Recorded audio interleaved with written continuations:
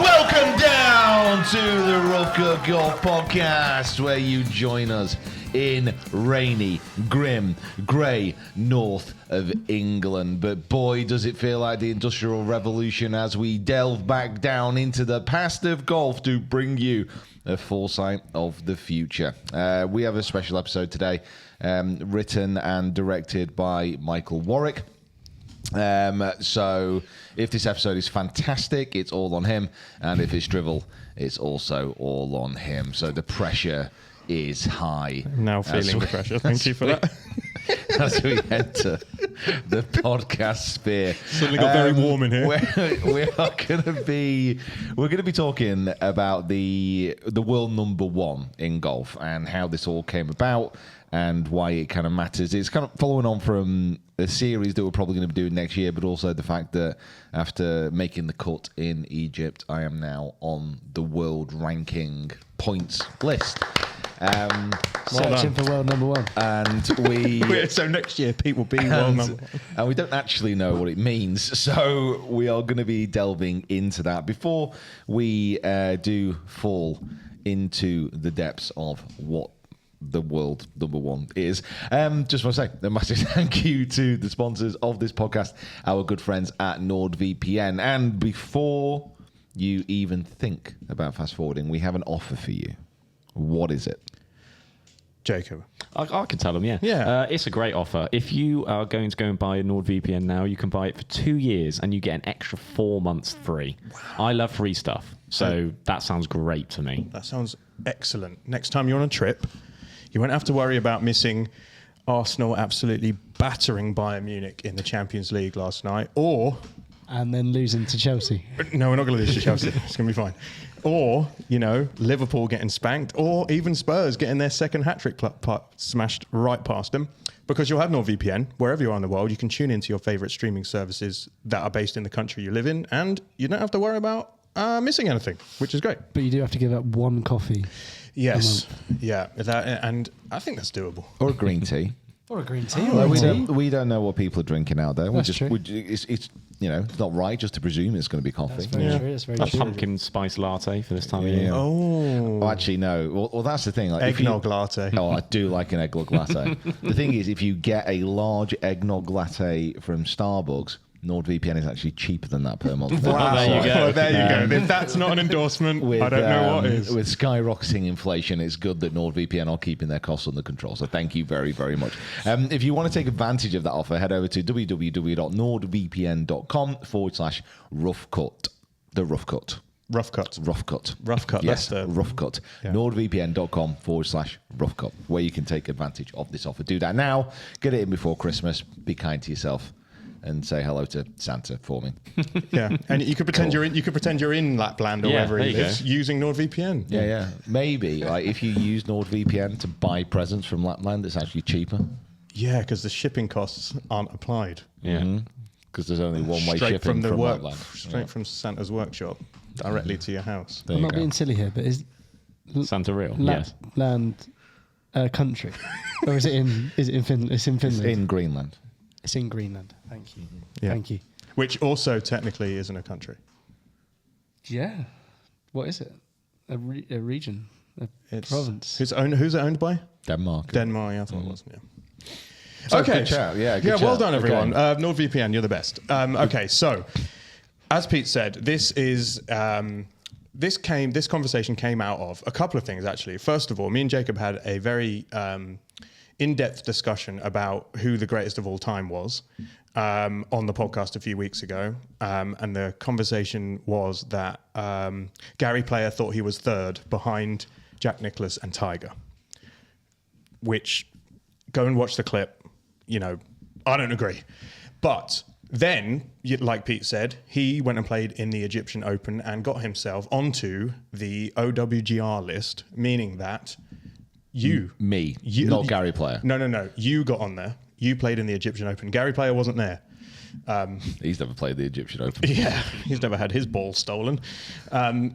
So Pete's now on this list. And what I wanted to do is just basically take you through a history of people who have been at the top of the list. Now, OWGR wasn't always didn't always exist. So prior to the invention of OWGR and the like official World Golf Rankings, it was kind of just done on perception and who everyone thought was the best.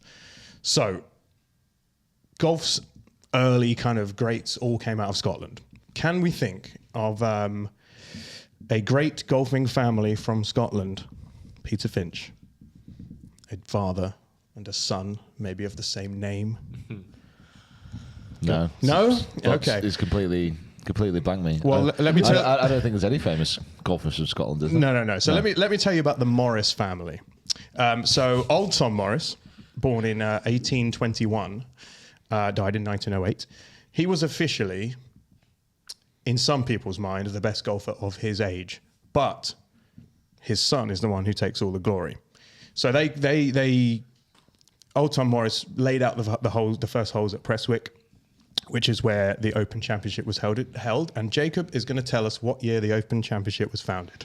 That would be 1870. 1860. You were very close. That's not too far away. That's not bad at all. That's not too far away. It does make it worse than You I said it like so. Yeah. it's- No, the fact is that he did tell me like yesterday, and I'd already forgotten. right. You probably say old Tom Morris he obviously was a great player of the time, but he was probably the most influential golfer of the time. Correct. So He had a massive Twitter following. He did, yeah. He won. He won the Open Championship 4 times: 1861, 1862, 1864, 1867. He set early standards with regards to shot making, course management, and like you said, his influence extended past winning things and being the best in the world. He laid out holes at golf courses that people fly all over the world to come and play. So, a very influential figure in the game of golf. But his son is who we're going to talk about first. What do we know about young Tom Morris? Imagine just being named Young. His first name was Young, which is cool. Yeah, Tom's his middle name. Yeah, they might have not done junior back then. Yeah. Wasn't there Willie Park Jr.? Correct, yeah. Park Willie Park State, Jr. and something like Senior, that. Yeah. Because I'm almost certain that his name isn't Young. Tom What? Morris. I'm almost certain, unless it is like a family tradition, and old Tom Morris is old Tom Morris. Well, what was old Tom Morris's dad called then? Ancient. Yeah, I think young Tom was the first, I don't know, he's kind of like golf's first superstar in many respects. Obviously, more of a localized superstar, because golf really hadn't spread around the world at that point much at all. So, yeah, of his time, he was the GOAT. Yeah, so he was the GOAT because he was at his time he was one of the only people doing the things that he was doing anywhere in the world. He won the Open Championship 4 consecutive times. So his dad won it 4 times. He won it 4 times in a row, which is a record still unmatched in the tournament's 160-year history. His first victory, and this is insane, his first victory came at age 17 Yeah, it's meant. in 1868, making him the youngest winner in Open history. Do you remember? Oh, no, I wasn't Yeah, there. Do you remember what he did at the first Open, though? Do you remember what they were telling us at Presswork? Tell the story. I don't think I do. So I am almost certain, I'm not just making this up in my head. So when we played the original layout of Prestwick, when we went back and did that special day, they were saying that alongside the Open, when it was introduced, they had effectively a junior Open. Correct. And young Tom Morris had a albatross on the first hole that they played. And I'm almost certain in saying that he had the best score compared to everyone else anyway, but he wasn't actually entered into the Open. Yeah. So he won it, like score-wise, he won it when he was, 12, 13, or something ridiculous? Yeah. Like, he was that good. Yeah, so he turned up to watch his dad play and was like, I could do this. And then that first hole that he albatrosses is like 600 and something yards long. Bloody hell. Just an absolute machine. Roll the ball back. Yeah, so he... Game's gone mad. Game's gone. So the year after he won his first Open, in the year that he won his second Open, he also became the first player to have a hole-in-one at the Open Championship, which is on the 8th at the Old Prestwick. You have played it in the original layout. Can you remember the 8th? Yes, I can. Yeah. Short par 3? Yeah, I mean, the 150, I think. Right, it was. okay. Yeah. Yeah, sizable for the time. But the other thing that he shot 47 around that 12 holes. Do you remember what you shot when you played it? No, I didn't. Definitely not 47. Back in the day, in 1870, it was still being played as a 3-round tournament, and he went round in a total of 149 for 3 rounds around 12 holes. 3 rounds, eh? Oh, that's a novel concept. Yeah. Someone should do that. Yeah, someone should that. Yeah. And then No cut. stop doing it. Yeah. Then stop doing it. Very good. So how do we know what happened to old Tom Morris? He died. He did die. He died quite young, didn't He he? died very young. Ultimately, Mick, that's what happens to us all. It is, unfortunately.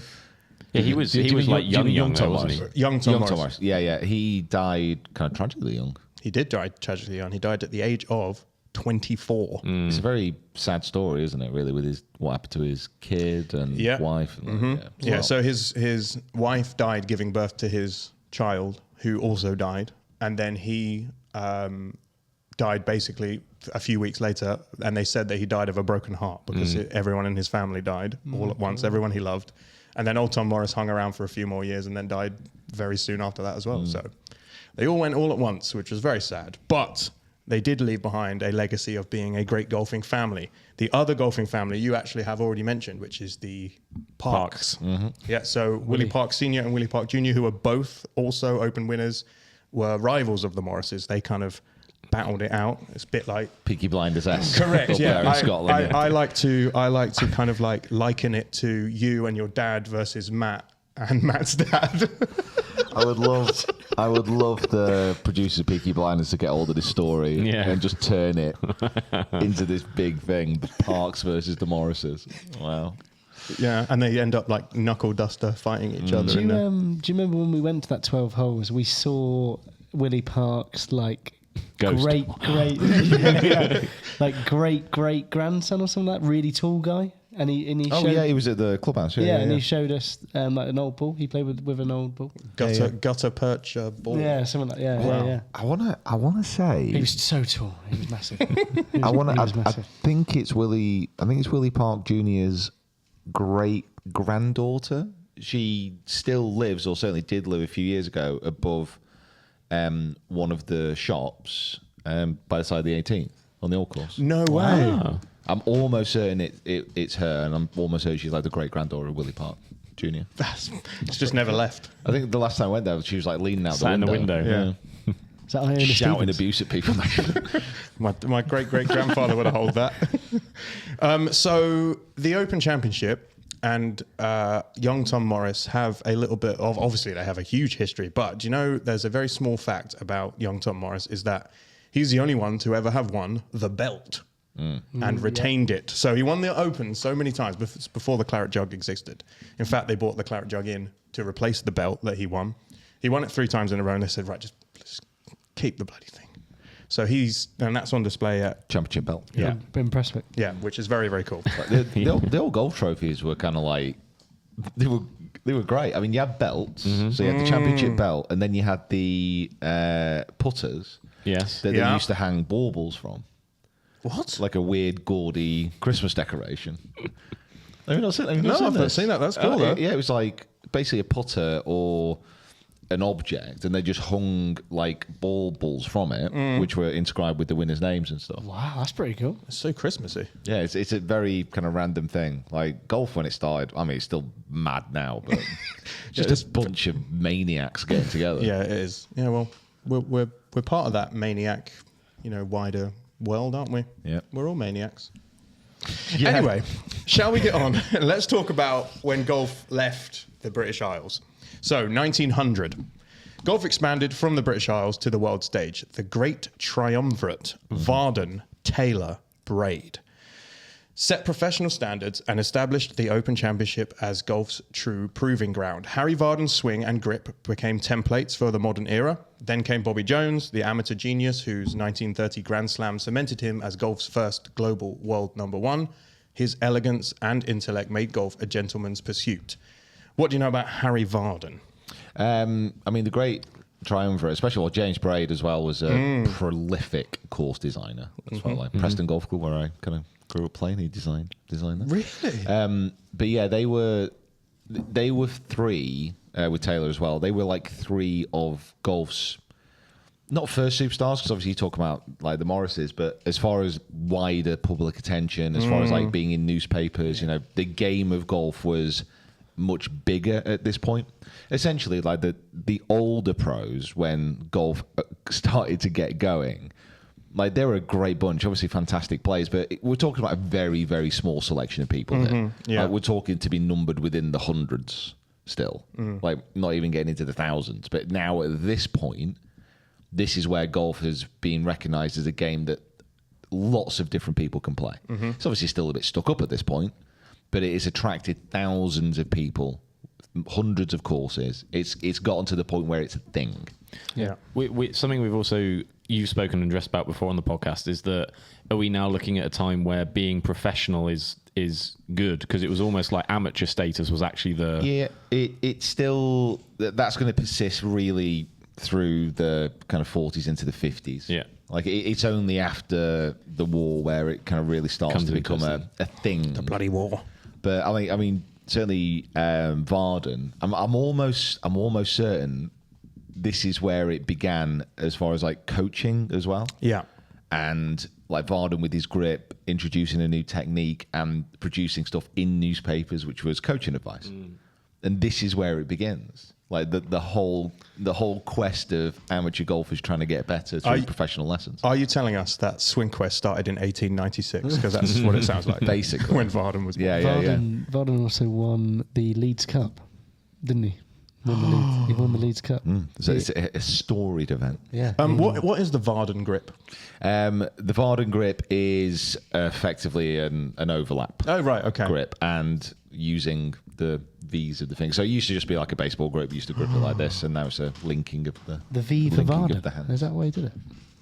I don't. I think that's just the way. I think that's the way our hands look. Yeah. I don't think He changed hands. Before Varden, we had 12 fingers. He was manipulating the hands. They were actually shaped like shovels before he came along. Wasn't Varden from like Jersey or He something? was from So, Jersey. yeah. Very good. So maybe they do have 12 fingers on. No, sorry.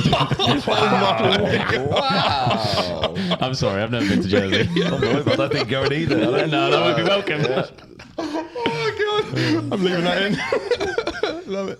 Okay, so James Braid and J.H. Taylor. So they are the other two in this triangle of greatness. Their rivalry was very pre-war, and then it spilled over into the beginning of the First World War. So between the First World War, between the two of them. Between Braid and Taylor, they won 16 Open Championships. Yeah. Which is absurd. 1894 until 1914. And everything kicks off, and it's a bad time. Tell us about Bobby Jones. He's the other one. He's the one who we're going to speak about in detail.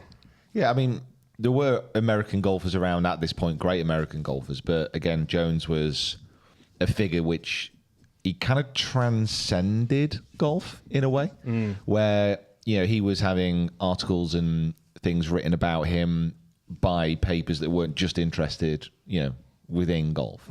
And he managed to be within that kind of period of being a gentleman amateur golfer and then competing against the professionals as well. And obviously was the first Grand Slam winner. Yeah, the Grand Slam before the other majors came in. So he won in a season basically all the major trophies that he could. So it was US Am, British Am, US Open, the Open. Yeah, so 1930 he won all of them, which is... In 1 year? In one year. Wow. That is insane. play. And it was the fifth time he'd won the US Amateur. It was the third time he'd won the Open Championship. It was the fourth time he'd won the US Open. Yeah. It was the only time he won the British Am. And it was this kind of time when it was... So I think he might have been considered... Obviously, I don't know, or wasn't about, but I think What, I don't know. he could have been considered like getting close. golf's really first superstar, like the best player in the world. Yeah, almost no debate about who the best was. Yeah, I mean, you win those 4 events in a year, you're going to be called the best. Yeah. So I think that was one of the first kind of true, we have a player here, a superstar, who is the best. So the thing that always stands out for me is that he never turned professional. So he when he won his Grand Slam, he did it as a part-time job because he was also a full-time lawyer. Jeez. Whilst playing in these tournaments. All I would say about that is I've not heard about any of his cases that he won as a lawyer. He might have been a crap he was lawyer. very absent from court. He was grinding. He might have been a really bad lawyer. Yeah. You heard it here first. Like, I've not done any research into it, and I knew he was a lawyer. But might not have been a good one. Yeah, where's the evidence that we need? Exactly. He completed the Grand Slam at Merion. We were talking about Merion yesterday. Mm-hmm. Have you played it before? No. It's on the list. On your list. Because I think the US Army is going back there this year. With the funny flags. Well, The they've got like basket. a basket on the top. Well, I think the US Am's going back to there, and I think the British Am is back at Royal Liverpool, where he also won. Yeah. Good Lord, it's going to be... So could it be that someone this year wins the exact same Grand Slam as he just won? I don't think so. I don't think it's going to go down that way. As we accelerate forward, I think you'll find that the game of golf has grown. It does. Since those days. It does change a little bit. We don't have many lawyers turned golfers winning major events right now. Yes. Although, there are some people who have come to it who haven't done professional golf for a very long time and have been successful very quickly, who have come straight in and suddenly won, and then we have also had some people who won very quickly and then fell off and didn't do anything afterwards. Yeah. The weird thing about Jones is that he did all that and then just retired and was like, cool, I'd like to found Augusta and just live in Atlanta and then, just do the rest of my life. He got a degree he went to Georgia Tech, got an English degree from Harvard. He studied law at Emory University, won a load of majors, won the Grand Slam, retired and became a lawyer. We get it. He's a nightmare of an ex. Well, the last guy I was with. Yeah, you might recognise him. Yeah. Can you imagine competing with that? Good Lord. Wow. Yeah, just one of those guys who you hate. You know what? I bet he's really nice as well. Yeah. God. One of them. Okay. We're gonna go post World War I, 1930. This section is called the Mid-Century Masters. What was the previous section called? I think it was called the Great Triumvirate. We're gonna talk about Hogan. Post-war golf enters an age of precision and professionalism. This is where professional golfers start to come to the fore. Ben Hogan's mastery of mechanics and determination, refined ball striking, while Sam Snead's natural athleticism and longevity yielded a record 82 PGA Tour victories. Mm-hmm. Yeah. Byron Nelson's 1945 streak of 11 consecutive wins remains untouchable. This was the first era in which tournament schedules, travel, media, all that stuff started to take place. And there was like an in-media ranking. So like the media would say who the best player was. But everyone knew it was Hogan. Tell us what we know about Hogan, Snead, Nelson. Hogan's going to be the big one from this era. So I think first of all you'll notice the switch as far as we are now America. Yeah. Oh yeah. We've shifted over. The game in the States has just really taken off and is producing these kind of world-class players. It's YouTube golf. Yeah. Starts here. You're welcome, by the way. I think with Hogan was a completely different animal in respects that he was a professional golfer in the truest sense of the word, as far as the amount of work that he puts in and how he conducts himself as the pinnacle of the sport for such a long time, the way he went about it. And also, again, he was a coach. He was a teacher to pretty much like the entire American golfing population. When his 5 lessons came out, I think it was the best-selling book ever. I think as far as like golf instruction is concerned. It came out in 1957 and it immediately started getting called the Bible of swing instruction. Because he was known as the practicer. He was known as having this incredible golf swing. Yeah. And then he brought this book out and it immediately ruined everybody's game. Because everyone was trying to... You can't do what he does because he's really good. No. So the whole point he kept saying, I think it was to drum up, when the book came out, but he was talking about, the secret. He's found the secret, blah, blah, blah. And when he was a younger pro, he just used to snap hook everything. So he trained himself to hit this basically little fade all the time. But he did it with a weak grip and other things he did within his swing. It was a fader swing. So all of a sudden you had the majority of golfers, which even back then sliced the ball. And then you got Hogan with a weak grip and tried everything not to hook. Yeah. So you get all these slicers picking up a book, which is effectively how to hit a slice. And then they all wonder, like, oh my God, what? This has all gone wrong. That's mad. But there's still stuff within 5 lessons as far as grip, as far as swing plane, that are still current. Yeah. That are still that are fundamentals of the game. And that's what a kind of genius that he was. He understood his game almost as well as any golfer in history, but then he also understood about the mechanics of the golf swing because he spent so long grinding on it.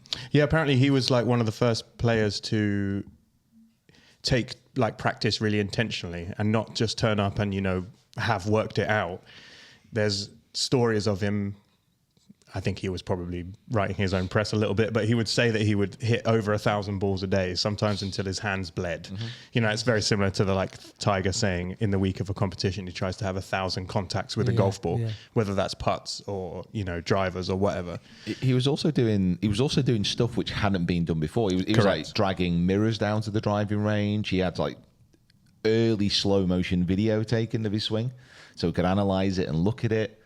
He was thinking about the game in a completely different way. And very ahead of everyone. But then, because you had players of that same era, I mean, Sam Snead, for example, who was literally completely the opposite. Yeah. He was just a long, rangy, fantastic ball striker, like a real athlete as well. Just super athletic, worked out how to hit the ball and just did it. Yeah. Even into his later years, he could, because he was quite a tall guy, he could stand on one leg and kick the ceiling. With his other. What? He was that flexible. I mean, this is a 15-foot ceiling. I'd like to see it in it is, Sam, try it. There's a story of him, I think his first, I want to say Snead won his first ever pro tournament. And there was a thing about, he showed up and everyone was telling him, you have to practice, you have to focus, you have to be really concentrating, you have to be so locked in to win professional events. And he was focusing so hard on the first tee that he kind of thought the ball had set on fire. He was that focused and he just whacked it out of bounds. And then he did the same on the second shot, just whacked it out of bounds. And then he just all of a sudden thought, no, I'm not going to do that. I'm just going to relax. And I'm sure he went on to win. Oh, wow. His first tournament. And like you said, 82? 82? Yeah. So his record of wins was only equaled by Tiger in 2019. Yeah. Over 6 decades as well, I think he won. Yes. Oh, yeah. We did look that up. His longevity and, you say, goes to how athletic he was even in his older years. He could still compete at that point. Yeah. So in the PGA Tour wins category, he's Snead, Woods, and Nicklaus are the top 3. Mm-hmm. Yeah. And then just below them is Ben Hogan. Yeah. Right. And there are players as well, like Hogan. Hogan's always going to be certainly like a golf swing hero to a lot of people, but this is a guy who literally pretty much died in a car crash as well, and then came back to win. Yeah, so all of this happened after he was in a near fatal accident. It's absolutely wild. It's kind of crazy. It just shows how resilient these people were. Lots of them went to war and came back, and then went on to become incredible golfers again. Lots of them came through family members dying, and it's absolutely wild. It's absolutely mad, the stuff that these guys went through. I do kind of like Byron Nelson. I'm paraphrasing his story quite a lot here, but he was a very, very good golfer. Won how many tournaments in a row? 11, was it? It was 11. So. Yes. Now, it was a time where professional golf was potentially a touch weaker as far as the amount of players who were there because of the war and all the rest of it. But he I think he said very early on in his career, maybe in a newspaper article or something, when he won a few, and he was like, I am playing golf so I can buy a ranch. And he just played and he won enough events until he could afford his ranch, and then just said, nah, I'm good. I'm Is that done. it? Right. I'm done. I'm out. He just went and bought his ranch, lived on his ranch. Sure, that 11-win run did a good job for him. Nowadays, he could have bought 11 ranches with 11 wins. Yeah. It's kind of like a proper. It's a job. Yeah. He didn't really enjoy it. Who was that? He just wanted some horses. Who was that footballer who said that who I think he might have played for Tottenham, like a defender who played for Tottenham. Who was Asu Akoto is like, I hate football. I just happen to be really good at it. Yeah. It's kind of like Ben White. Ben White like that. Ben White has White's a like little bit of that. There's a few. There's a few like that. Yeah. It's your job. It's a profession, isn't it? Yeah. And I think for most people, they would enjoy being a professional sportsman. Yes. Yeah. Absolutely. Very strange. But not like Barry Nelson. No, he hated it. Hey, golf. Yeah. Heard it here first. I've already won 10. Do I have to play another one? Yes, you do. Okay, so let's talk a little bit about equipment then, because the other thing that Ben Hogan did was found a equipment company. He was the first ever to do that. And, people have gone on to have branded clubs and have deals with clubs that mean there's a version of it that comes out with their name on it, but that Ben Hogan company still exists. Well, at that time, we're talking as well, transition here from... This is when we transition into steel. Yeah, forged irons are starting to become a shafts. thing, yeah. But it was at this point where a lot of pros were still... They still had an active hand in making their own clubs and shaping their own clubs. This is the era where we go from proper hickory wound, and the technology of clubs is moving on, and it's again started to become a very different environment. It's kind of wild, really. Mad. So he is officially, in the eyes of the press, the best player in the world, but he doesn't win the Grand Slam. He wins in 1953. He won the Masters, the US Open, and the Open Championship, which was known as the Triple Crown at the time. He couldn't play in the PGA that year because he had something else on. Would you not just cancel it? He double booked himself. What did he have on? He had a dinner or Would you not just cancel it and go, you've already won the other three, you're probably going to win that one. Yeah. mother-in-law's birthday. Oh, can you imagine? So I'm pretty sure in saying that the Open that he won at Carnoustie, that was the only Open that he played in as well. Wow. I think that was the only time he came across. Because back then he was on a boat, long travel. Yeah, wild. So this begs the question.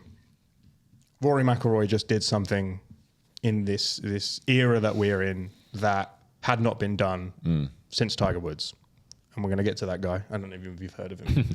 We're going to talk a lot about him. Who do we think the next player is to go and win the Grand Slam? Sheffler. Nicholas. Oh, wait, what's the question? The question is not in the timeline. Oh, right. In our era. Right, yeah, Sheffler. Rory has just done it. Who do we think the next player is to win the Grand Slam? Because there is a couple of people who are 1-2 tournaments away. Yeah. Oh, who the next person? Who do you think it would be? I thought you were going Ben Hogan. Yeah. Who's next? Sorry, mate. Not yet. We're going to get to the golden... Nicholas. We're going to get to that guy in a minute. Don't you worry. Yeah. Sorry. Yeah, it's got to be Scotty, innit? Yeah, Scotty. I think Scotty is the only person realistically who has the chance. There's a couple of people that was I remember when Morikawa was leading at Augusta, and you were like, if he wins, he's one away. Yeah. You're like, yeah, it was where did that go? Obviously Xander's won a couple now, but you got to say Scotty's I think Scotty, because he is so dominant and he has a game which pretty much translates to any single golf course. You would expect him to be able to rise to the top and claim it sooner rather than later. The thing is, though, with what you do see throughout history within golf, you have to take advantage of those moments where you are on top. Yes. Yeah, absolutely. Because it goes so fast. It doesn't take a lot. It really doesn't take a lot for a golfer to go from being literally the best player in the world to being a top 10 player in the world and not being able to win a major. Because major's hard anyway. But I think you got Scotty. I would say Rahm has a game which is transferable. Obviously, he has won. He's won the Masters. He's won the US Open. Not won the Masters. Sorry. Yeah, he's won the Masters. Won the US Open. Yeah. You were right. Sorry, world's gone. So there are a few players, and you got Spieth who only has the USPGA to go, but it feels like he is a long way off. It's the same thing about Phil.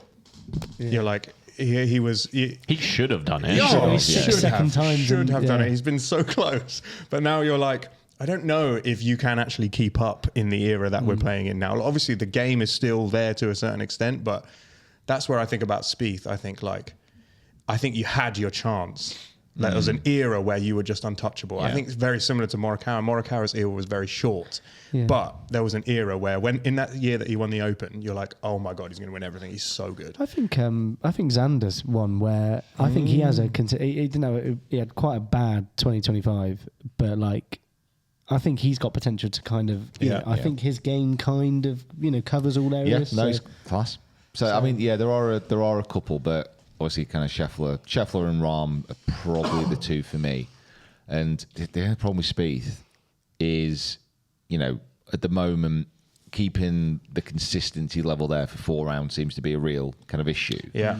But also when he had his hot streak, when he was winning the majors and when he was winning all the tour events, his putting in that time period, it's not that it was better than everybody, it's that it was so much better than everybody, it will never be repeated. Yeah.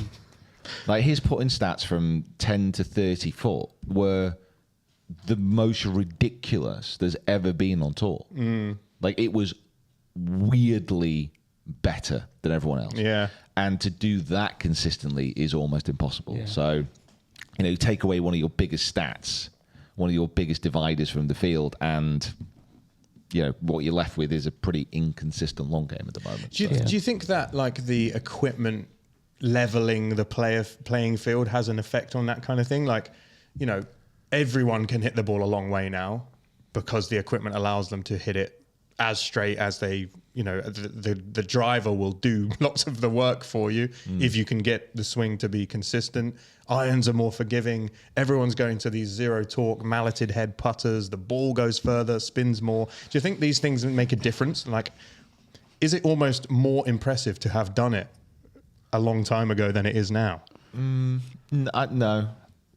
There you go. There's your answer. Yeah. I'd say Clip it. I'd say it's bringing everyone closer now. I would say that, which is why I'd say in this era, Scotty's dominance is so mental because of the fact that there is all this equipment, all this sort of stuff, and like obviously the different. I'm sure we're going to get onto it, but the difference between Tiger in his peak was because obviously he was hitting the gym, very athletic, whereas others weren't. So and it obviously had an unbelievable ability as well, but like that's sort of why it separated him.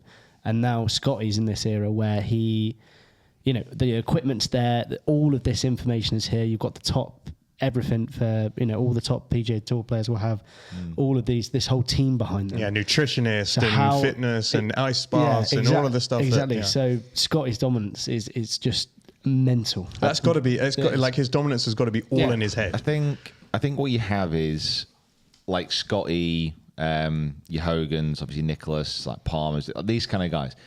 Stick them in any era and get them into golf, and the chances are they are going to be a dominant force within whatever era they're dropped into. I think Kieran's right. What you'll find is with how the modern game has progressed, the exceptional players are still exceptional. Right. But the mass of really good golfers has increased exponentially. Yeah, so it's brought people... It's brought the whole level of the game up. But your exceptional golfers are still going to be, out there in front. And I think that's the same with any sport. Yeah. Well, let's talk about arguably the most exceptional golfer of all time. We're getting into what we're calling the golden era. In 1960, golf entered the television age. Arnold Palmer's charisma, Gary Player's global appeal, and Jack Nicklaus's near perfection raised the bar for everyone. With 18 major titles, Nicklaus set a record that still endures. His combination of power, intelligence, and consistency made him the definitive pre-ranking number one. Tom Watson wins 5 Open Championships in this same era, but Nicklaus is the one everyone talks about. Let's go just quickly before we get to Nicklaus in detail. Talk to me about Arnold Palmer, who they call the People's Champion, before they called The Rock that. The King. Yeah, I mean, Arnie was the way he played the game, his kind of style was very endearing. You know, he wasn't a robot. He was passionate. The way he swung, it was like he was constantly on the edge of things going wrong, the way he was moving. But he kind of electrified the game in the sense that, you know, he was a people's champion and everyone kind of rooted for him. And Nicholas, when he came along, you know, just a little bit later, but, you know, they were still very much they were competing with each other during this time. Nicholas was a little bit less popular. Really? Yes, because, I mean, you've got Palmer, who is like one of the favourites of the fans, and all of a sudden then you've got this guy coming along who's taking his glory away. And the way that he played was very different.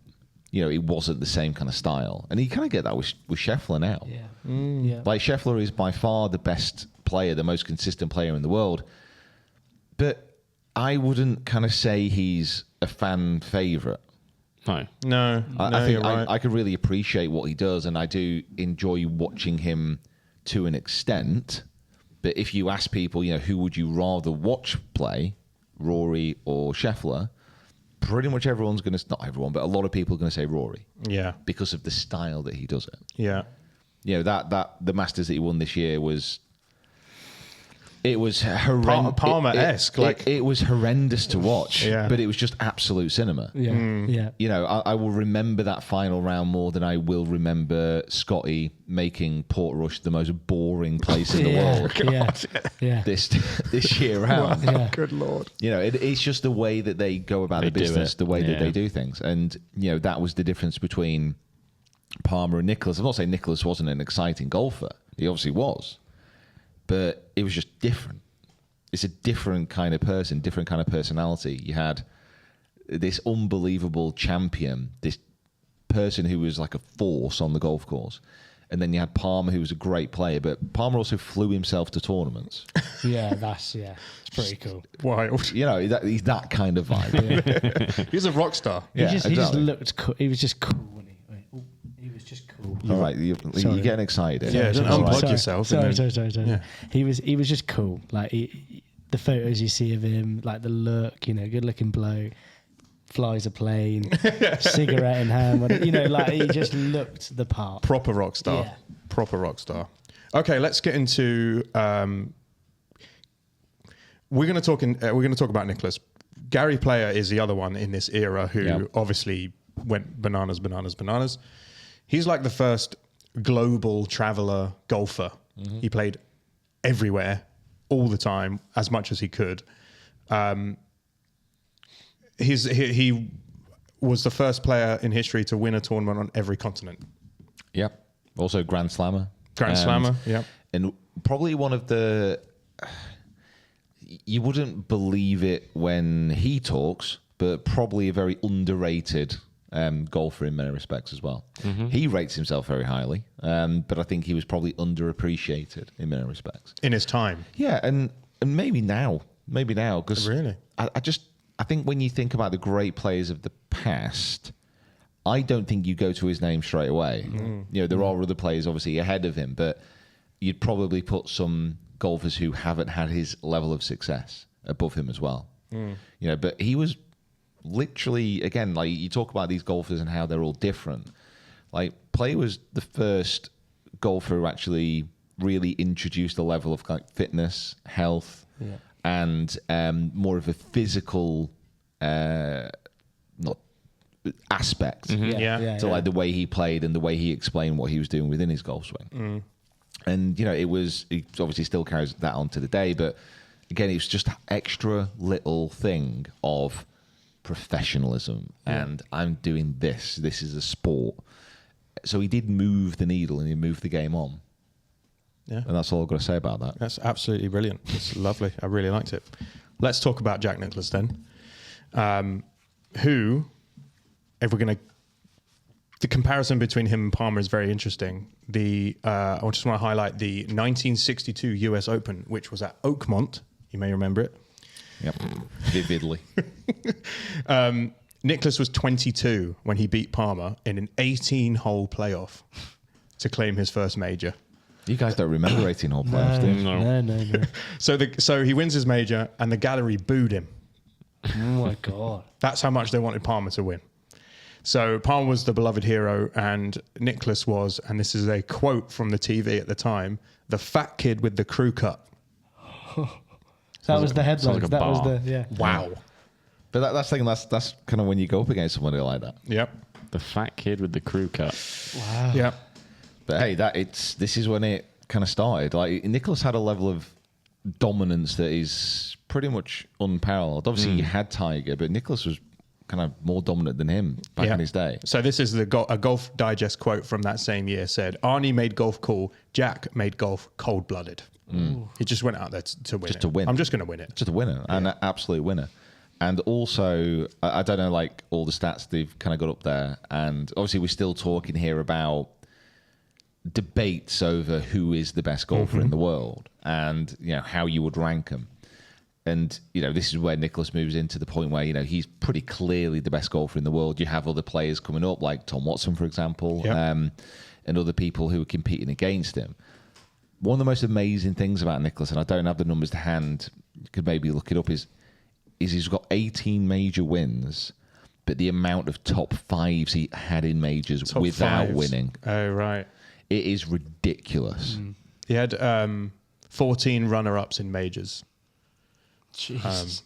in the years that he was winning majors. 14. He had 14. 14 second places. Yeah. Oh my God. Think of what it could have been. Oh my God. So that's the thing. So how close he would have been on yeah. lots of occasions to winning more, but then also the consistency that he showed being Yeah. top on. Yeah. It's something stupid. It's like 50 top fives or something. That's crazy. That is wild. Yeah, so in 1965, he won the Masters by 9 shots, beating the previous record that was set by Ben Hogan. In 1970, he won the Open at St Andrews, returned to St Andrews to win it. And then his 1975 Masters victory was against Johnny Miller, Tom Weiskopf, and Gary Player, which is like, people consider that 1975 Masters win his like ultimate peak. It was just unbelievable. What have you got? So he had 18 victories. Yes. He had 19 second place finishes and 9 third place finishes. He had 48 top 3 finishes, 56 top 5 finishes, and 73 top 10 finishes. Just let that percolate In the majors? Yeah, in the majors. when you're talking about like who is the greatest of all time. Let those numbers just sink in a little bit. Yeah. He finished in the top 5 at majors 56 times. Yeah. There's only 4 a year. Yeah. He finished in the top 3 48 times. That is very impressive. That is incredibly impressive. And what am I trying to say? I'm trying to say here, of a field, how competitive is? I'm not trying to dub any of this down, but how competitive is that field? Which, do you know what I mean? I know you've still got to do it, but how many people in that field had the potential to win it? do you know what? That's where I draw a bit of a. It's unbelievable. You've got to go out and do it. It's and shows incredible longevity and consistency, everything like that. But of those, who's competing? Do you know what I mean? I know what you mean. I know what you mean. Well, you get this debate in other sports as well. Yeah. Like tennis is the real example. Yes. Yes, Yeah. correct. Yeah. But if you think about again the level of the level of the fields has risen definitely. Yeah. And I'm sure we'll get into debate around like Tiger and Jack and who might have been better. But That's a whole separate podcast. Yeah, so that is actually, because you would say, for example, and I'm not the only person to say this, but Snead's record of PGA Tour wins when that was beaten by Tiger, I'm pretty sure everyone was like, you know what, Tiger's is more impressive because of the fields that he was facing. So you can have that debate between eras. But still, to be so consistent over so long and to have the most major wins, if that's what you're judging golf on, then he has to be the best of all time. It has to be. Yeah. Yeah, it's a tricky debate. It's the players are having this debate amongst themselves as well. So there's a very famous Gary player said about Jack Nicklaus. Jack didn't just win; he refused to lose, which is what that 73 top 10 stat illustrates. And then we will get into eventually the Nicklaus Woods debate. When Tiger broke the non-majors records, Nicklaus famously, when Tiger broke a record, Nicklaus said to the press, he said, records are meant to be broken, but I'd like to keep a few. Like I'd like to have some that are just untouchable, which, he has done, which is incredible. So we are halfway. Well, we're well past halfway. None of these players were ever officially world number one. Yeah, well done, everybody. Yeah. So this podcast speaking about the world number one is forget everything we just spoke about. So all of the players we have just gone through, none of them were officially world number one. You know what? I kind of like it. Yeah. I like those days. Yeah. So OWGR debuted in 1986, which was the year that Jack won the Masters. Mm-hmm. However, he didn't go to world number one because when world number one came in, who won it? Who was top first? I do know so this. I know this. Yeah. I also told you this yesterday. South African. No. Oh. European. German. Oh, Langer. Yeah, Bernard Langer. Yeah, whatever. So Bernard Langer held the first official world number one title, but Greg Norman's power, precision, and relentless consistency defined this decade, where 86 to 95, something very special happens in 95. We'll get there in a second. Greg Norman, his 331 weeks atop the ranking made him golf's global benchmark. Mm. When this came in, he was like, oh, cool, I'm going to have that for a very long time. Then Nick Faldo comes in. We also get Seve. This is kind of the first era of data. Mm-hmm. So they are using data in order to work out who the best is, because people are playing all over the world now. There's a European tour, there's the PGA tour, there's even things popping up all over the world. People want to earn points to get further up the list. So this is where data first comes in. The official World Golf Rankings, launched in 1986, co-developed by IMG's Mark McCormack. Well done, Mark. It's still going. Congratulations. Greg Norman wins the Open in 1986 and in 1993, finishing top 5 in countless majors, spends 331 total weeks as world number one, which is second only to Tiger Woods. And his 1994 stretch, where he won the Players and finished a runner-up at Augusta, cemented him as the best. Like, he was going to be at the top for a while. However, in 1990, the year I was born, Nick Faldo just bumped past him for a small period because he won back-to-back majors, back-to-back Masters in 89 and 90. So here we go. Bernard Langer was only world number one once and never again. So can you name the players who were only world number one once? There are 1, 2, 3, 4, 5 of them. I'll give you Bernard Langer. Jason Day. No. Oh. Montgomery? No. Donald? Yeah, no. Oh. He was world number one loads of different times. He just got overtaken by Tiger and Rory playing. Brooks Koepka. Definitely not. VJ would have gone up multiple times. Ooh. At least 2, because it's not on my list. Did you say Colin Montgomery? I did. Wow. Westwood? No. Oh. Famous Australian golfer. Ogilvy. No. Famous Australian golfer. You've got Bernard Langer. Goosen. Scott. No, he's no. Adam Scott in 2014. He was only world number one for a single stint. So you got 3 more. I like this. This is good fun. So I got one in 1991. I've got one in 1994, and I've got one in 1997. Did Woosnam get that? Woosnam, Ian Woosnam, 1991. Ryder Cup legend. So we got 97 and... You got 94 and 97. Lara Farbo? No. 94. Would that have been Duval? No. Leonard? No. Calcavecchia? No. Am I in the right kind of... You are? Yeah. Is he American? Immelman. No. Oh. Where are we? What did I say? 94. 94, 97, you said. He's from Zimbabwe. Price. Price, yeah. Very good. And then underneath him, we have an American in 1997 who was only world number one for one short period between April 20th, 1997 and April 26th, 1997. Wow. It's a big name. John Daly. Nope. Damn it. He won the Open Championship the year before. 96. 96. It's not Duval. No. Strange. No. Lehman. Lehman! Wow, very good. Thank Where you. did you pull that from? That was incredible. Thank you. Very good. Great work. Very good.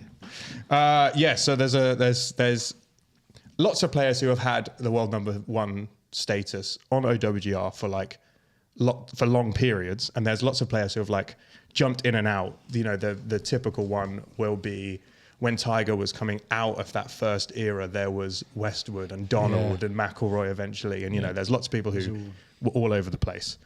1995 and 1996. What happened in 1996 that changed the world of golf forever? Don't know. Could you Lehman won the Open. can you think of something that happened in August 1996 that changed the landscape of golf? My mum and dad start talking about having me. Yeah, Do you reckon that what it was? It was my birthday. Maybe I thought about playing golf for the first time. No, I'll break the news to you. A certain Tiger Woods turned professional. So, August 1996, he turns pro, immediately dominates, wins the Masters in 1997 by 12 shots. Yeah. And within a year, he was world number one, the youngest ever at the time. Of course, we have spoken about young Tom Morris winning the Open at 17, but the OWGR didn't exist. There we go. Tiger's reign by the numbers. Here we go. 683 total weeks at world number one. Not bad. Yes, that's a lot. 281 consecutive weeks between 2005 and 2010. 15 major championships, the Tiger Slam, the 2000 US Open, where he won by 15 strokes, the 2000 Open, where he was 19 under par and went wire to wire. There is no comparison in this era to how dominant he was. However, we have to also mention some other challengers, Vijay Singh, Ernie Els, Phil Mickelson, Retief Goosen, who were also world-class, but couldn't stay in that position because Tiger was just so bloody good. Yeah, he's unreal. And this is where the argument comes in, because he was just so dominant in comparison to everybody else, and obviously not good for him. And the debate will always rage of, you know, if he'd have stayed injury free, because you know he lost the world number one spot, and he was out in this period for massive stretches of time because of injury. And if he kept healthy, you know, if he kept healthy within this time period, we're not going to be having this conversation. No, absolutely it's not. 20 plus majors, ridiculous, complete domination. Probably would have got more world ranking points than anybody else. Would probably still be world number one. Having retired for 5 years. Just accumulates so many. He's got so many points that he's like, meh. Over that time period. So, yeah, for me, in my era, you know, that I grew up in the Tiger era, he's always going to be, in my mind, the best golfer that I've ever seen and that I probably will ever see. Just because he was so consistent and so different. He was a completely different golfer than everybody else. You know, the way he played, the strength, the power, the distance. And, you know, you kind of remember the Monty interview when he played with him in 97. He was distraught, Monty, in like a way of utter admiration for him. Because he played with him and he was just like, There's nobody else who hits the ball like that. He's carrying the ball 100 yards further than people in the field. It's not that he was better, that he was so much better and approached the game in a completely different way. We're talking about an era where Palmer did move the needle a little bit, but generally speaking, the professional golf space is still full of, chunky guys who are not taking it as seriously as Tiger did. And he came into the 97 Masters, won, looked at his swing, looked at what he was doing and said, no, I don't like this. Wow. He's just dominated the Masters, beat everybody and said, no, this needs to improve. Obviously teamed up with Butch and just absolutely dominates from that point onwards. Gets injured a few times, which is kind of gutted for him, but yeah, it's unbelievable. It's his back, isn't it? It's his back that's the big thing in it. And his knee. Yeah. And his leg. Yeah. And his shoulders, yeah. And his fidelity. Yeah. It's there's a whole host of reasons why he's probably not. That's the wildest thing, the craziest thing you would say about Tiger, is he actually probably didn't fulfill his potential. Yeah. Yeah, which is crazy, wild sentence, to think about. Yeah. But true. Yeah. How many more do you reckon he would have got if it had stayed healthy? Early mid-20s. Wow. He was so much better than everybody. And like as his career progressed, and yes, he had injuries, VJ had this run where he was the best player in the world. He in 2004 he won 9 times. Like VJ. Incredible. Yeah. Like an incredible run of form. But over this consistent period of time, people did start to catch up with him, like the Tiger influence that he had around fitness, around hitting the ball further and everything else.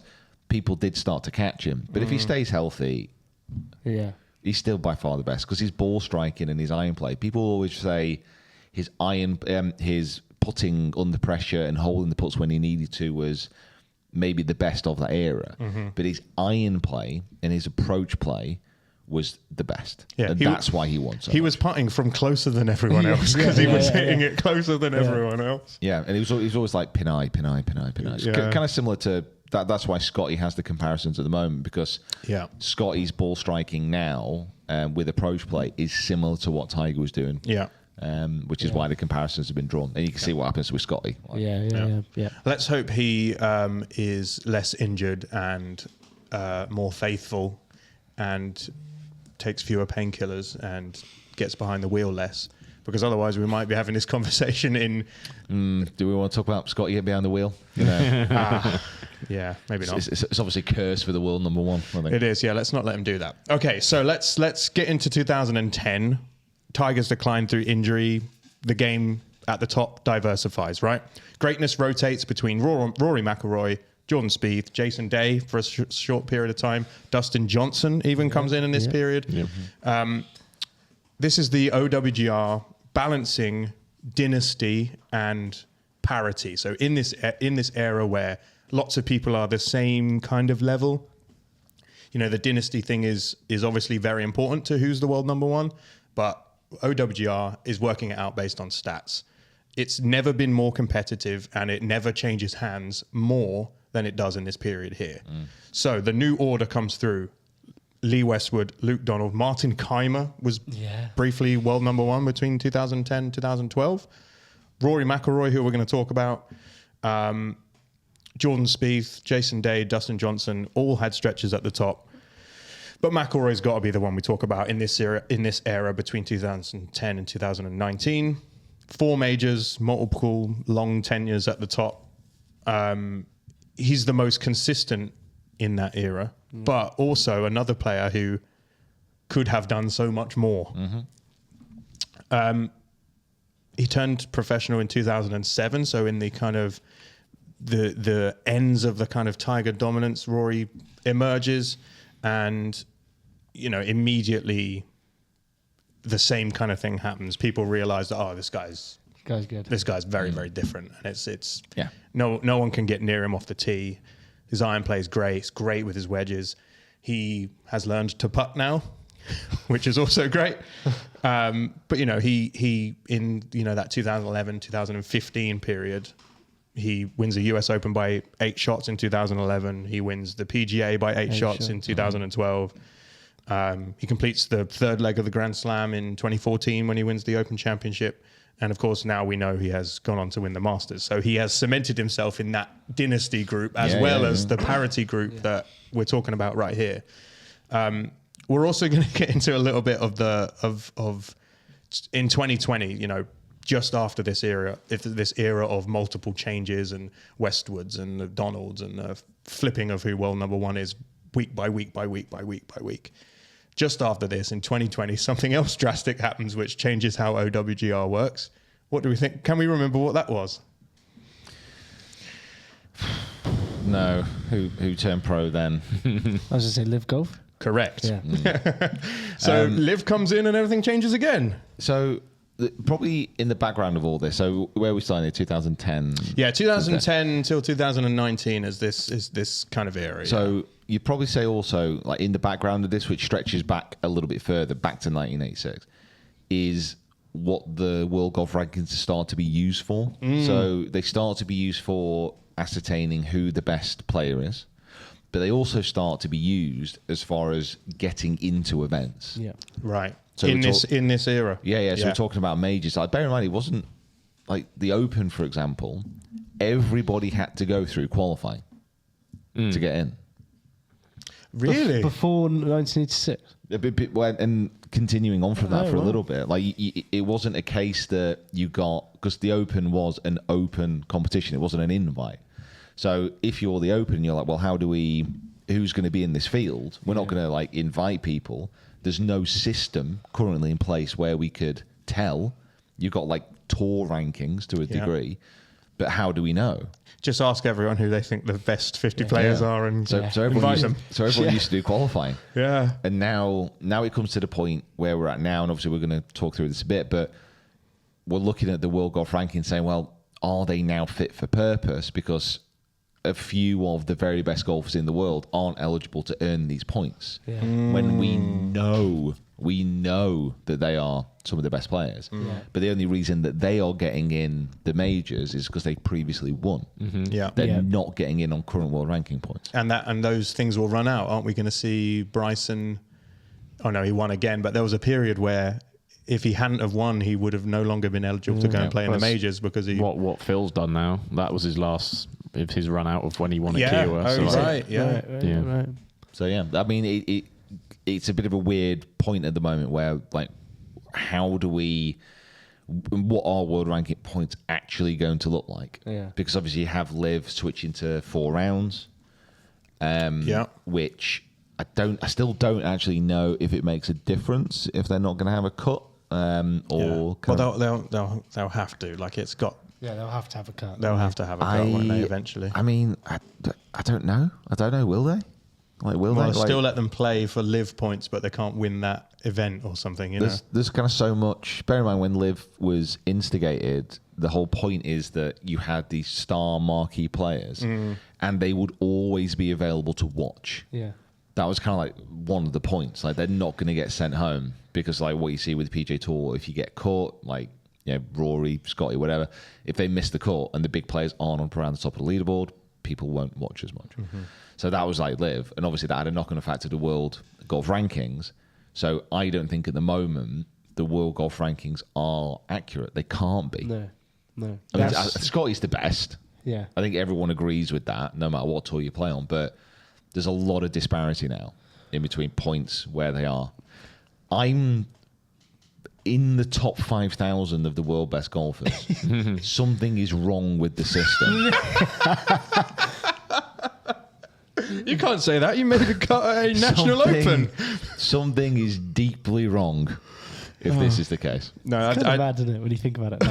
Like 5,000 people is not many people. Much less than 5,000, 4,000. I think when you go to a football match, like, it says 5,000 people there. Like, you're within this. Like, you know what I mean? Like, just things like that. Well, like, last night at the football, I was looking around and like, you know what? I am the best golfer.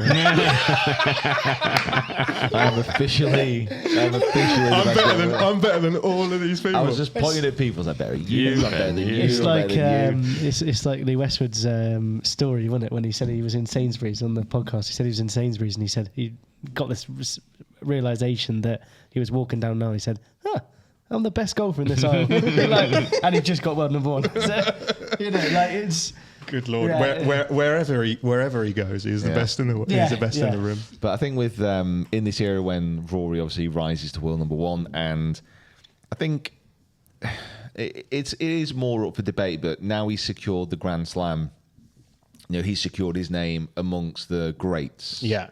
There's only a few people who have done what he's done. Yeah, that surpasses data at that absolutely, point. Absolutely. Yeah. And, you know, you would make the argument that, you know, he has probably not fulfilled his potential as far as majors are concerned. Yeah. Like, across everything else, like, he's been wildly successful. But I think in majors, you would say he should have had more. Yeah. But it's kind of why people enjoy watching him as well, because he's a fallible golfer. You don't know what you're going to get, do you, really? Yeah, you know he's going to be in and around. You are rooting for him, but, you know, he doesn't win as consistently. He doesn't have the same kind of mindset as a Scotty or a Nicholas, you know. Yeah. But that's why he's popular, or a Tiger. Yeah, so he had this kind of golden run between 2011 and 2015 where he just was untouchable. Like, he was averaging 322 yards off the tee. Tightless Rory, mate. Tightless Rory was unreal. Yeah. He won... Come back to us. He won PGA Tour Player of the Year. He won the Race to Dubai like a zillion times. He spent 95 weeks as well, number 1. There's a Tiger quote that says, when Rory gets that driver working, it's over for everyone else. Yeah. And that's Tiger saying that. So this is a different beast. And then in 2016, he has this kind of like weird wilderness period where everything goes a little bit south for him. Yeah. And that continues up to kind of like 2019-ish, where we get to Players he won. So he starts to come back and win again. The live conversation comes into play here. In 2020, analytics transformed the definition of the best. Data Golf, Jacob's favorite bloody website, using strokes gain, predictive modeling, began to rival the OWGR as the game's most accurate measure of performance. Like you said, some people aren't getting OWGR points, so how can it be as accurate as it needs to be? It pushed many players off of the OWGR list, whilst obviously they were maintaining incredible levels of golf. So let's think about a Jon Rahm. Yeah. Yeah. That for me is the one that signals to OWGR that it can't be accurate. What is he at the moment? Do you know anyone know? No, I wouldn't off the top of my head. Like, he is top 3. Yeah, I mean, he's top 3 in the world. I think you've got Rahm, Bryson, Hatton. Yeah. Hatton's actually managed to maintain his ranking pretty well because he does play well and he does also play in more events. Yeah, 80th. He's 80th in the world. 80th in the world. Who is Jon Rahm? Which is it's obviously not. It's not the case. Do you know what? We can catch him. We can get him. I am only 4,100 places behind Jon Rahm. Yeah. I reckon you can go and get him. That's crazy. So it's clear and it's obvious that is not accurate. Yeah. So, but at the same time, you know, it depends on the rules of what the official World Golf Ranking classes as events that count. And Yeah. And also the Cam Smith was up there, you know, when he won the Open and then immediately went and he was on his way up. I do think that there must be something that within OWGR where they are not going to give it to Liv, and obviously Liv don't need to meet the criteria first anyway, but there must be something there with OWGR not wanting to give it to Liv. Do you know what I mean? Because as soon as they give it to Liv, that makes it a much more credible tour. Not going to allow PGA Tour, you know, puts it on the pedestal of PGA Tour sort of thing. You know what I mean? Yeah, I think it needs. I think the aren't the two criteria that they don't currently meet. One of them is definitely originally was the 72 holes, and then it was the cut, and it's also that it's not open qualification, so you can't get into it. You have to be invited, which is something that means it's a closed tour. Like the PGA Tour, if you play well enough, you can earn yourself a spot in. They don't have to invite you. You're just good enough. Yes. Whereas Live, even if you're the best player in the world, you have to be invited to come and play at the event. So there's a couple of things still holding them back. Which is why the John Rahm situation is so strange. Like you look at the current top 20 now, it just doesn't read right. It's just not. There's no Bryson. Like, there's no Scotty, Rory, Xander, Tommy at 4, then Russell Henley, JJ Spawn, McIntyre 7, Justin Thomas 8, Ben Griffin 9, Justin Rose is now 10, back in the top 10 in the world. Yeah. Harris English 11, Hovland 12, Morikawa 13, Keegan Bradley 14. Oberg 15, Straka 16, Alex Noren is 17th in the world.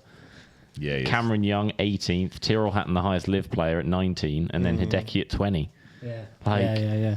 Bryson's at 25, and then that's it feels slightly empty in some respects, but I don't know. I don't think there's an easy answer for it because there's lots of positives and lots of negatives on either side. Yeah, and I think there is politics involved as well. I think there must be some. God, of course there is. I think there's. Of course there is. Yeah, definitely. Tommy Fleetwood 4th though. Come on. Yeah, that's pretty good. Yeah.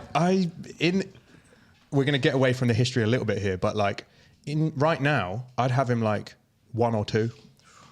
Oh. I think 4's nice. Like he in the last couple of events he played, he was better than Rory was. I mean, yes to one of them, no to the other one. Yeah. He's just like personal bias. Yeah, a little bit. But also, I think what it was is that like because we had wanted him to do it for so long. Suddenly, when he starts putting well and like everything comes together, suddenly you're like, oh my god, he's the best player in the world. He's unbelievable. He's so good. Probably a criticism you have of world ranking points, it's when you build and you accrue the points, it takes quite a long time to then be supplanted by somebody else. So you can go on like a really good run, accrue, and then you could have a bad period and still maintain your position. But kind of what Scotty's doing at the moment, like he's never having a bad run, so he's just building and building and building and building. So again, there's issues with like having it as a real accurate representation. I'd love to know how long Scotty could go without like not playing. Yeah, to then for get then someone to catch up. Yeah. Like it probably could be. I reckon it'd be a year. I reckon it'd probably be a good 6 months. But that's also then relying on 1 or 2 players to then go on really good runs. Where in fact it's going to be shared out probably between a lot of people. I mean the points, however, so Scott, I'll just give you the without the decimal places. Scotty's on 750 points and Rory's on 476. Which is less. Which is much less. That is much less. I mean, in this, Mick, do we have do we know how the official world ranking works? It's completely different for every single event. Nice. Because I know it's on like the weighting of an event is. And the amount of points which you get is based on the strength of the field, which is based on world ranking points. And also the list I've just read, it's not a case, so the 750 points and that Rory's on 400 and something, that's not the case of that Rory needs to overtake 750. He just needs to, his average points is what's the thing that sets him. So I think Scotty's on like 17, Rory's on 10. So it's a case of the average points he's continually getting because so that consistency, I guess, is that's the thing that raises you up. Yeah. Just to add to that point, you said that about the strength of the field and then it's the strength of the world ranking point. So you're saying that if Scotty Scheffler enters the Egyptian Open, does that then increase the right? Okay. Well, so everyone in that field would get more ranking points because they're playing against someone with a really high ranking. That's pretty cool. That's cool. But I think it's also affected by the tour that you're playing on. By the tour that you're playing on as well. So if I get Pete to come and compete in the monthly medal next month, that's world ranking. Does that mean I can get it? No. Yeah, you would actually get 4,000 ranking points. Yeah, incredible. And you'd go immediately to world number 1. Straight up to 5,000. Honestly, if you beat him, around Ringway. There you go. I'd pay to see it. This is what I mean. All I need to get into the top 1,000 of the world rankings is I need to strike a deal with about 40 players on a tour. Yes. Yeah. And just say, no matter what happens, 30 of us need to miss the cut to bump everyone else up. Yeah. And then we could just leapfrog and leapfrog and leapfrog and leapfrog. So you need to just sign a deal with a mate who's in the top 200 at the minute, who just follows you, and you go in together. So this guy is bumping up the rankings of every competition you play. Yeah, in. just Then let him. That's right. So we need a solid set of 30 to 40 guys, and then we need 2 whales. Yes. Yeah. Like 2 really good golfers who might want to take a bit of a break from the tours. Who could we get? Someone like a Dan Brown sort of thing. No, because he's top 100 now. We need someone even bigger. Need someone bigger. Like who could we like kidnap for a bit? Tyrrell Hatton. Who's kidnappable? Henley. Do you reckon we could sneak Henley away? I think you'd have a chat with Alex Noren, get him over. He'd be involved. Aaron Rye, you come do it. Oh, don't. No, if we asked him nicely, he probably would. He would. Can you please? Okay. Yeah. There's going to be an Aaron Rye podcast coming up. Because I bloody love him. It's an hour and a half on Aaron Rye. You could ask Michael Brennan. He's 36th in the world. Yeah. What? Mate Michael Brennan? Yeah. Never heard of him. Yeah. B-Dog. Yeah. Okay, so we've gone through John Rahm. Billy Horschel. There you go. Billy Horschel, he'd do it for us. Let's just, for the last... I mean, I have got so much flaming data to get through before we finish, but let's just briefly talk about Scotty's dominance in the last couple of years. From 2022 to 2025, Sheffler wins almost everything. He wins the Masters in 2022, he wins the Players in 23 and 24, and then obviously has gone on to win multiple things this year. Pete correctly predicted. Did you correctly predict how many events he was going to win this year? 13. Or did you miss it by one? Last year? I think it was one short. You missed it by one. It made him statistically the best player since Tiger, which obviously everyone has been saying.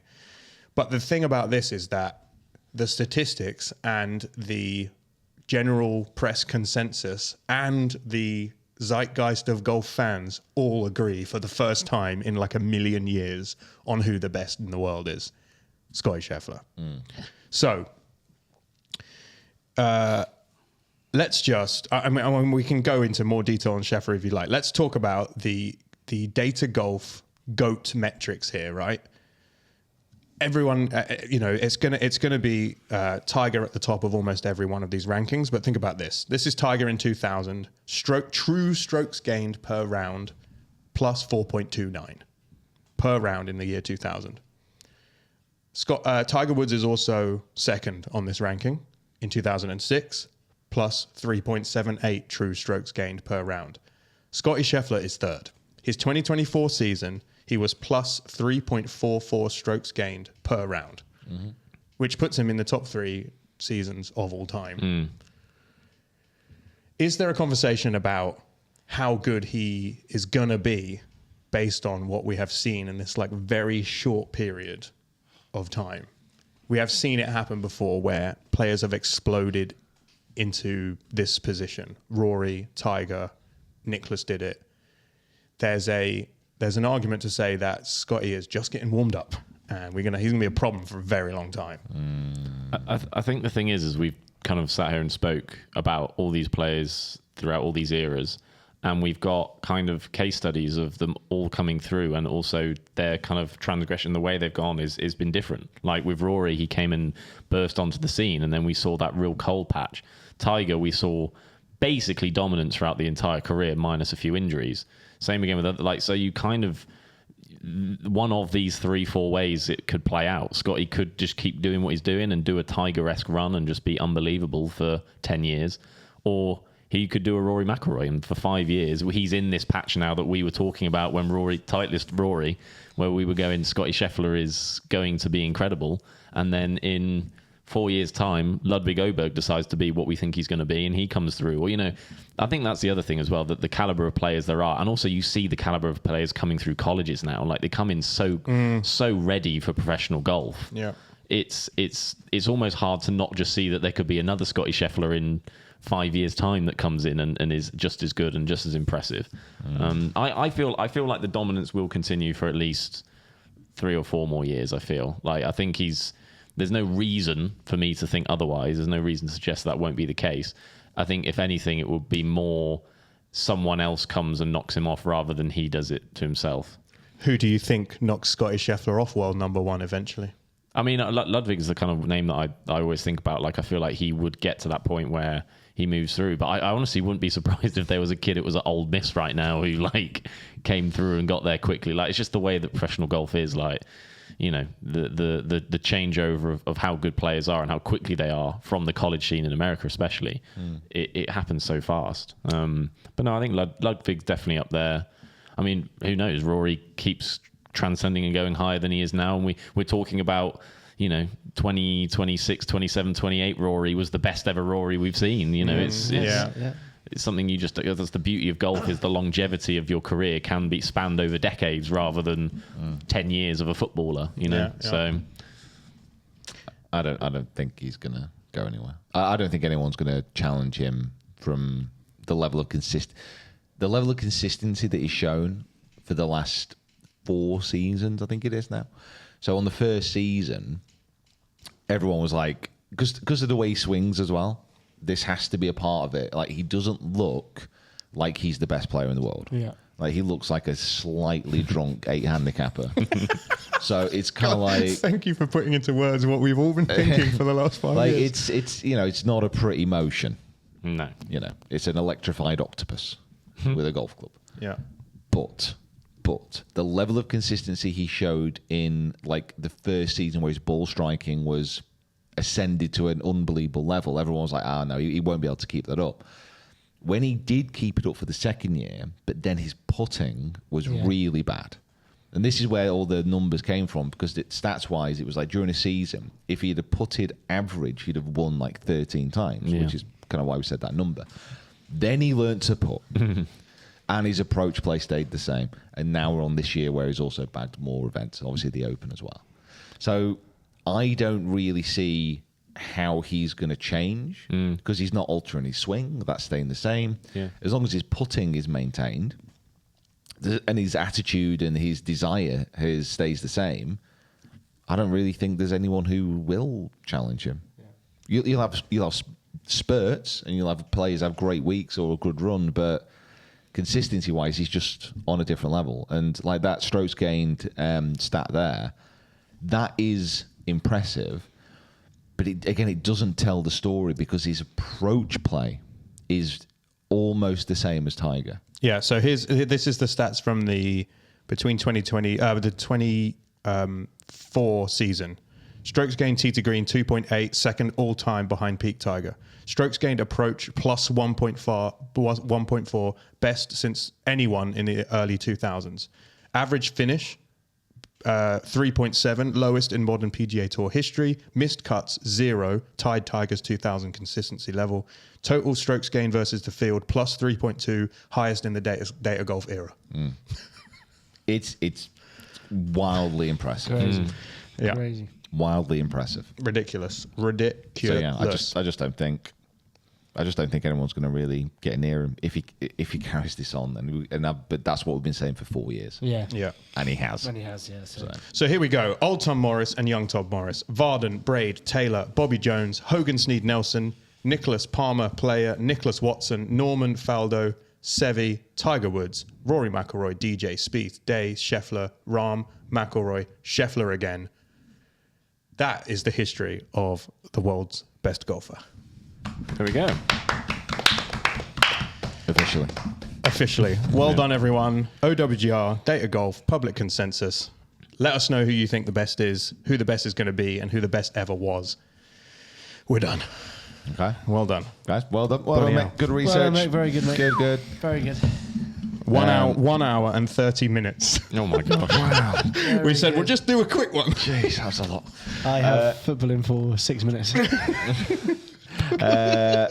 Okay, well, we'll wrap it up there then, guys. Thank you so much for listening. Thank you so much for watching. Make sure you subscribe to the channel if you haven't already on YouTube. Make sure you leave us a good 5-star review on your favorite podcast provider. Big thank you to NordVPN for sponsoring the podcast, and we're going to be back next week. We'll see you soon. Bye, everyone. Next week we'll be live from Pinehurst.